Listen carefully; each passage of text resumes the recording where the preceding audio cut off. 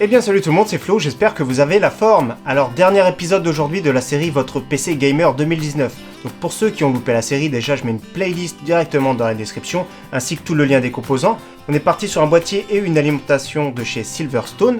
Ensuite au fur et à mesure des épisodes, je vous ai demandé de faire un choix, donc soit plateforme AMD ou Intel, le choix de la carte graphique, etc., du système de refroidissement, et la dernière fois je vous ai demandé de choisir la partie stockage pour que je puisse ensuite installer Windows et finir d'assembler le PC.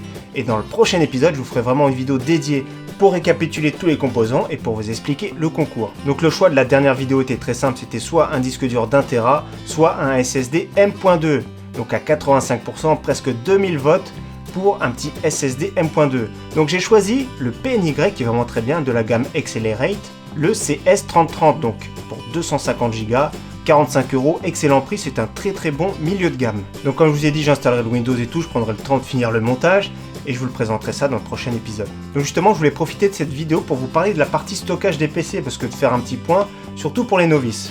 Donc il y a 3 formats différents actuellement sur le marché des PC. Donc on retrouve les disques durs classiques. Donc ce qui est bien, l'avantage des disques durs, c'est qu'on peut avoir de très grosses capacités, 4 Tera, même jusqu'à 10 Tera, et le prix qui est quand même beaucoup plus accessible. Donc par exemple 1 Tera aujourd'hui on le retrouve dans les 40-45 €. Donc c'est plus en complément celui qui a besoin d'un gros stockage, ou alors pour les PC gamers qui sont plus entrée de gamme, gamer ou non gamer bien sûr.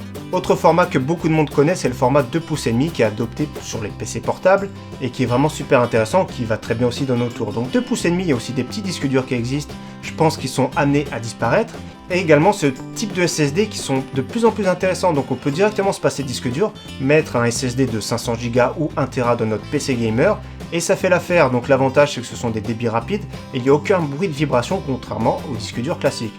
Donc maintenant 1 Tera pour 100 €, ça fait vraiment plaisir, donc on retrouve des offres intéressantes. Donc moi je conseille à partir d'un PC à 600 €, au moins déjà installer un petit 240 Go, installer Windows dessus et en complément d'un disque dur classique. Troisième format qui existe, celui qui nous intéresse ici, c'est le plus récent, donc M.2, faites bien attention. M.2 c'est un format, donc voilà c'est vraiment petit, maintenant les PC portables, il y en a beaucoup qui l'accueillent.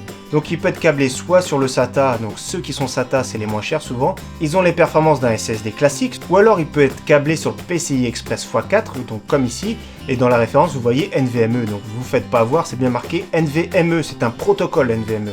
Donc là les débits sont quand même jusqu'à 6 fois plus rapides en lecture qu'un SSD SATA classique. En plus de ça les temps d'accès beaucoup plus rapides, donc on commence à voir une petite différence entre ces deux là. Il y a une petite différence, ça se ressent, et entre un disque dur et un SSD classique, là il y a déjà un fossé. Autre précision, faites bien attention quand vous installez votre Windows par exemple sur votre SSD M.2, alors sélectionnez bien dans le BIOS de votre carte mère parce qu'on peut avoir le choix de le mettre soit en SATA, soit en x4 PCI Express. D'ailleurs il y a des cartes mères avec 2 ports, il y en a un qui est câblé uniquement sur le SATA. Donc voilà pour toutes ces précisions. Autrement ce PNY est vraiment excellent, c'est un très bon milieu de gamme, hein. C'est pas le meilleur, pour moi les meilleurs actuellement ce sont les Samsung 970 Evo qui sont vraiment excellents. En tout cas à très vite pour la vidéo concours, il y aura un petit logo paquet de cadeaux dans le titre quand vous verrez que le PC sera gagné, je vous expliquerai, c'est vraiment très simple, hein. Comme d'habitude ce sera sur le site glim.io. En tout cas merci à tous d'avoir suivi cette vidéo, à très bientôt, ciao bye.